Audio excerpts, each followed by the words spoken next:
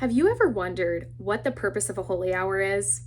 Let me read you something from what Fulton Sheen says the purpose of a holy hour is. He's referencing the very first holy hour, when our Lord brought 3 of his apostles with him for the agony of the garden and asked them to watch and pray with him for 1 hour. Here's what Fulton Sheen says about that first holy hour. As often as in the history of the church, evil was awake, but the disciples were asleep. Not for an hour of activity did he plead, but for an hour of companionship. Have you ever thought about that? That making it a holy hour is to spend an hour in companionship with our Lord? I just read that from our guide, How to Make a Holy Hour. If you haven't ever made a holy hour, this is a really helpful resource that breaks down literally minute by minute how to spend your holy hour.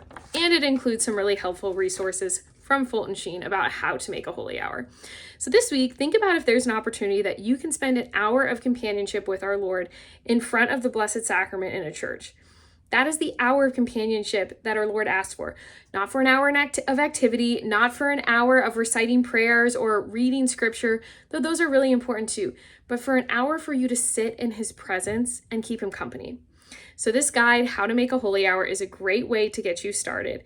But really, sit and think about if you can make a holy hour this week.